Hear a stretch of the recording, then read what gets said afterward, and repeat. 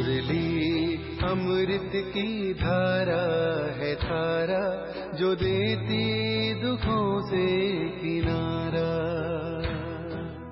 मुरली अमृत की धारा है धारा, जो देती दुखों से किनारा।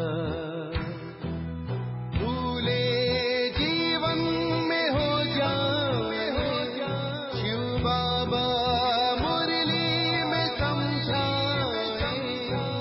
भूले जीवन में हो जाए शिव बाबा। ओम शांति। आज की तारीख है 2/3/2024 के बाबा के साकार महावाक्य। मीठे बच्चे, यह नॉलेज बिल्कुल शांति की है, इसमें कुछ भी बोलना नहीं है, सिर्फ शांति के सागर बाप को याद करते रहो। बाबा ने प्रश्न पूछा, उन्नति का आधार क्या है?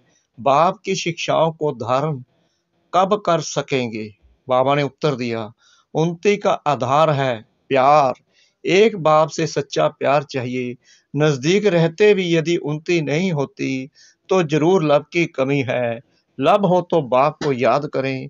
याद करने से सब शिक्षाओं को धारण कर सकते हैं। उन्नति के लिए अपना सच्चा सच्चा चार्ट लिखो। बाबा से कोई भी बात छिपाओ नहीं। आत्म अभिमानी बनते खुद को सुधारते रहो। ओम शांति। बच्चे, अपने को आत्मा समझकर बैठो और बाप को याद करो। बाबा पूछते हैं, जब भी कहाँ सभा में भाषण करते हो तो घड़ी घड़ी ये पूछते हो कि तुम अपने को आत्मा समझते हो या देह? अपने को आत्मा समझकर यहाँ बैठो। आत्मा ही पुनर्जन्म में आती है। अपने को आत्मा समझ परम पिता परमात्मा को याद करो। बाप को याद करने से ही तुम्हारे विक्रम विनाश होंगे। इसको योग अग्नि कहा जाता है। निराकार बाप निराकारी बच्चों को कहते हैं, मुझे याद करने से तुम्हारे पाप कट जाएंगे और तुम पावन बन जाएंगे। फिर तुम मुक्ति जीवन मुक्ति को पाएंगे। सभी को मुक्ति के बाद जीवन मुक्ति में आना है जरूर, तो घड़ी घड़ी है कहना पड़े कि अपने को आत्मा निश्चय करके बैठो। भाइयों और बहनों, अपने को आत्मा समझ बैठो और बाप को याद करो। यह फरमान बाप ने ही दिया है। यह है याद की यात्रा। बाप कहते हैं, मेरे साथ बुद्धि का योग लगाओ तो तुम्हारे जन्म जन्मांतर के पाप भस्म हो जाएंगे। यह घड़ी घड़ी तुम याद कराएंगे, समझाएंगे, तब समझेंगे कि आत्मा अविनाशी है, देह विनाशी है। अविनाशी आत्मा ही विनाशी देह धारण कर पाठ बजाए। एक शरीर छोड़ फिर दूसरा लेती है। आत्मा का सब धर्म तो शांति है। वह अपने सब धर्म को भी नहीं जानते हैं। अब बाप कहते हैं, मुझे याद करो तो विक्रम विनाश होगे। मूल बात यह है, पहले पहले तुम बच्चों को यही मेहनत करनी है। बेहद का बाप आत्माओं को कहते हैं, इसमें कोई शास्त्र उठाने की दरकार नहीं। तुम गीता का मिसाल देते हो तो भी कहते हैं, तुम सिर्फ गीता उठाते हो, वेदों का नाम क्यों नहीं लेते हो? बाबा ने कहा, उनसे पूछो वेद किस धर्म का शास्त्र है? कहते हैं आर्य धर्म का। आर्य किसको कहते हैं? बाबा कहते हैं, आर्य किसको कहते हैं? हिंदू धर्म तो है नहीं, आदि सनातन तो है ही, देवी देवता धर्म। फिर आर्य कौन सा धर्म है? आर्य तो आर्य समाजियों का धर्म होगा। आर्य धर्म तो नाम ही नहीं है। आर्य धर्म किसने स्थापन किया? तुमको वास्तव में गीता को भी नहीं उठाना है। पहली बात है, अपने को आत्मा समझ बाप को याद करो तो सतो प्रधान बन जाएंगे। इस समय सब है तमो प्रधान। पहले पहले तो बाप का ही परिचय देना है। महिमा भी बाप की करनी है। यह भी तुम तब कह सकेंगे जब तुम खुद बाप को याद करते होंगे। इस बात की बच्चों में कमजोरी है। बाबा हमेशा कहते हैं, याद की यात्रा का चार्ट रखो। दिल से हर एक पूछे, हम कहाँ तक याद करते हैं। तुम बच्चों के दिल में अथाह खुशी रहनी चाहिए। तुमको अंदरूनी खुशी होगी तो दूसरों को भी समझाने का असर होगा। पहली मूल बात यही कहना है कि भाइयों और बहनों, अपने को आत्मा समझो। कितना बढ़िया तरीका बाबा बता रहे हैं कि सभी को बोलना है, भाइयों और बहनों, अपने को आत्मा समझो। ऐसे और कोई सत्संग में नहीं कहेंगे। सही बात। वास्तव में सत्संग कोई है नहीं। सत्य का संग एक ही है, बाकी है कुसंग। यहाँ है बिल्कुल नई बात। वेदों से तो कोई धर्म स्थापन हुआ ही नहीं है, तो हम वेदों को क्यों उठाएं। कोई में भी यह नॉलेज है नहीं। खुद ही कहते हैं नेति नेति, अर्थात हम नहीं जानते हैं, तो नास्तिक हुए ना। अब बाप स्वयं कहते हैं आस्तिक बनो, अपने को आत्मा समझो। यह बातें गीता में कुछ हैं, वेदों में है नहीं। वेद उपनिषद तो ढेर हैं, अब वह किस धर्म का शास्त्र है। मनुष्य तो अपनी बातें करते हैं, तुमको किसका भी सुनना नहीं है। बाप तो सहज समझाते हैं, अपने को आत्मा समझ बाप को याद करो तो पावन बन जाएंगे। इसलिए वर्ल्ड की हिस्ट्री ज्योग्राफी को जानना है। तुम्हारा यह त्रिमूर्ति गोला है मुख्य, इनमें सब धर्म आ जाते हैं। पहले पहले है देवी देवता धर्म। बाबा ने कहा है त्रिमूर्ति गोला बड़ा बड़ा बनाकर दिल्ली के मुख्य स्थान पर, जहां आना जाना बहुत हो वहां लगा दो। 3 सीट पर हो, सीढ़ी में तो और धर्मों का नहीं आता है। मुख्य यह 2 चित्र हैं, समझाना ही इस पर है। पहले है बाप का परिचय, बाप से ही वर्षा मिलता है। इस बात का निश्चय कराने बिगर तुम्हारा कुछ भी कोई समझ नहीं सकेगा। एक बाप को ही नहीं समझा है तो दूसरे चित्रों पर ले जाना ही फालतू है। अलफ को समझने बिगर कुछ भी समझेंगे नहीं। बाप के परिचय बिगर कोई भी बात ना करो। बाबा कह रहे हैं अलफ को समझने बिगर कुछ भी समझेंगे नहीं। बाप के परिचय बिगर और कोई भी बात ना करो। बाप से ही बेहद का वर्षा मिलता है। बाबा ख्याल करता है, ऐसी सहज बात क्यों नहीं समझते हैं। तुम्हारी आत्मा का बाप वह शिव है, उनसे ही वर्षा मिलता है। तुम सब आपस में ब्रदर्स हो, यानी कि भाई भाई हो। जब इस बात को भूलते हो तब तमो प्रधान बन जाते हो। अब बाप को याद करो तो सतो प्रधान बन जाएंगे। मूल बात है ही चेता और रचना को जानना। कोई भी जानते नहीं, ऋषि मुनि भी जानते नहीं थे, तो पहले बाप का परिचय दे सबको आस्तिक बनाना है। बाप कहते हैं मुझे जानने से तुम सब कुछ जान जाएंगे, मुझे नहीं जाना तो कुछ भी तुम समझेंगे नहीं। मुफ्त तुम अपना समय वेस्ट करते हो।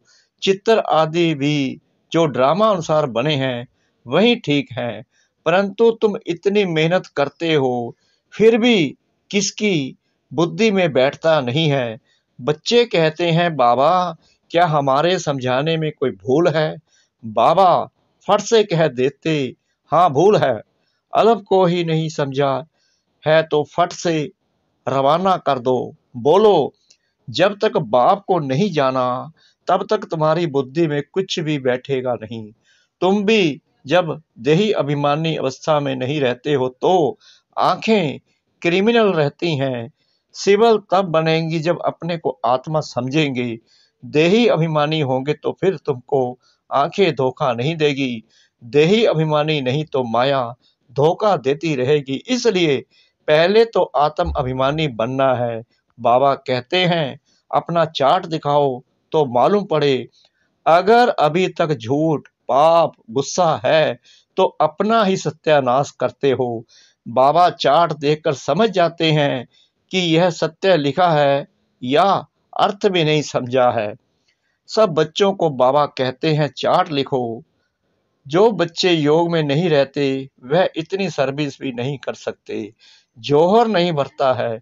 बल बाबा कहते हैं कोटों में कोई निकलेगा, परंतु जब तुम खुद ही योग में नहीं रहते तो दूसरों को फिर कैसे कहेंगे।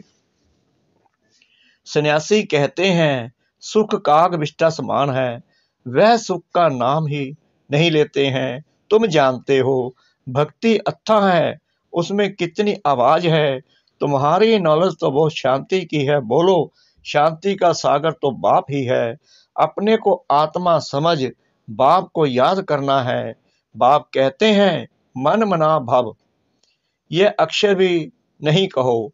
हिंदुस्तान की है हिंदी भाषा, फिर संस्कृत, दूसरी भाषा क्यों।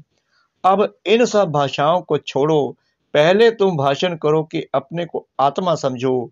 बहुत हैं जो अपने को आत्मा भी नहीं समझ सकते, याद नहीं कर सकते। अपने घाटे को कोई समझ ना सके, कल्याण तो है ही बाप की याद में। और कोई सत्संग में ऐसे नहीं कहते कि अपने को आत्मा समझ बाप को याद करो। बच्चे कभी बाप को एक जगह बैठ याद करते हैं क्या। उठते बैठते बाप की याद है ही। आत्म अभिमानी बनने की प्रैक्टिस करनी है। तुम बहुत बोलते हो, इतना बोलना नहीं चाहिए। मूल बात है याद के यात्रा की। योग अग्नि से ही तुम पावन बनेंगे। इस समय सब दुखी हैं, सुख मिलता ही है पावन बनने से। तुम आत्म अभिमानी हो, किसको समझाएंगे तो उनको तीर लगेगा। कोई खुद विकारी हैं और किसको कहें निर्विकारी बनो तो उनको तीर नहीं लगेगा। बाप कहते हैं बच्चे तुम खुद याद की यात्रा पर नहीं रहते, इसलिए तीर भी नहीं लगता। अब बाप कहते हैं बीती सो बीती, पहले अपने को सुधारो।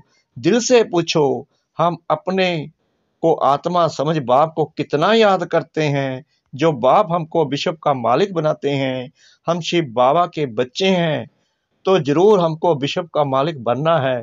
वहीं एक माशूक आकर तुम्हारे सामने खड़ा हुआ है, तो उनके साथ बहुत लब होना चाहिए। लब माना याद। शादी होती है तो स्त्री का पति के साथ कितना लब होता है। तुम्हारी भी सगाई हुई है, शादी नहीं। वह तो जब विष्णुपुरी में जाएंगे, पहले शिव बाबा के पास जाएंगे, फिर ससुर घर जाएंगे। सगाई की खुशी कम होती है क्या। सगाई हुई और याद पक्की हुई।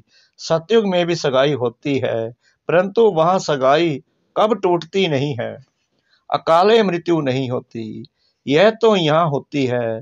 तुम बच्चों को भी गृहस्थ व्यवहार में रहते पवित्र बनना है। बल बहुत नजदीक भी रहते हैं, फिर भी उन्नति नहीं होती है। जो उस लब से आते हैं उनकी बहुत उन्नति होती है।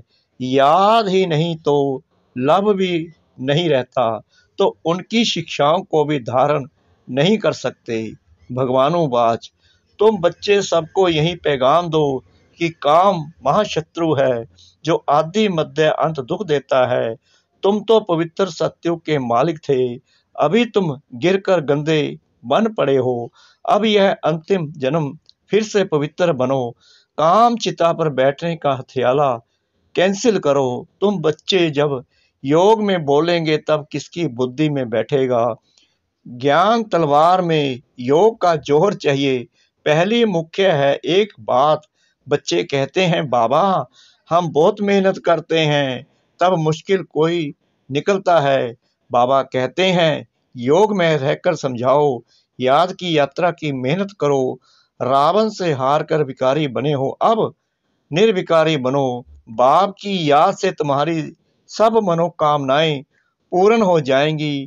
बाबा स्वर्ग का मालिक बनाते हैं। बाबा डायरेक्शन तो बहुत देते हैं, परंतु बच्चे अच्छी तरह कैच नहीं करते हैं और बातों में चले जाते हैं। मुख्य तो बाप का पैगाम दो, परंतु खुद ही याद नहीं करेंगे तो दूसरों को कैसे कहेंगे। ठगी नहीं चलेगी, दूसरों को कहें विकार में नहीं जाओ, खुद जाएं। बाबा कहते हैं मेरे साथ ठगी नहीं चलेगी। जो दूसरों को कहे विकार में ना जाओ, खुद जाओ, तो जरूर दिल खाएगी। ऐसे भी ठग हैं, इसलिए बाबा कहते हैं मूल बात है ही अलफ। अलफ को जानने से तुम सब कुछ जान जाएंगे, अलफ को ना जानने से तुम कुछ भी समझ नहीं सकेंगे। अच्छा, मीठे मीठे सिकरा दे बच्चों प्रति माता पिता बाप दादा का याद प्यार और गुड मॉर्निंग।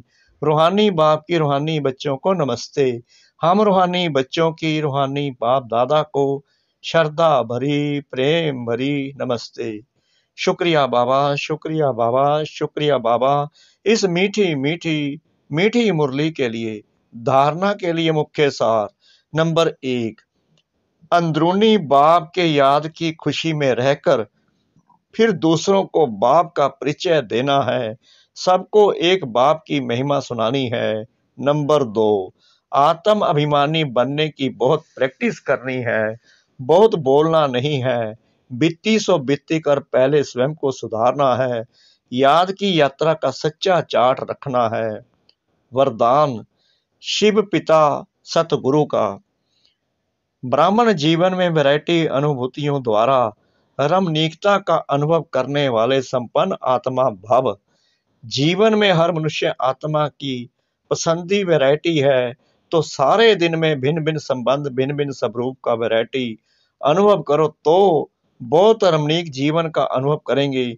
ब्राह्मण जीवन भगवान से सर्व संबंध अनुभव करने वाली संपन्न जीवन है, इसलिए एक भी संबंध की कमी नहीं करना। अगर कोई छोटा या हल्का आत्मा का संबंध मिक्स हो गया तो सर्व शब्द समाप्त हो जाएगा। जहां सर्व है वहां ही संपन्नता है, इसलिए सर्व संबंधों से स्मृति स्वरूप बनो। स्लोगन बाप समान अव्यक्त रूपधारी बन, प्रकृति के हर दृश्य को देखो तो हलचल में नहीं आएंगे। बाप समान अव्यक्त रूपधारी बन, प्रकृति के हर दृश्य को देखो तो हलचल में नहीं आएंगे। ओम शांति।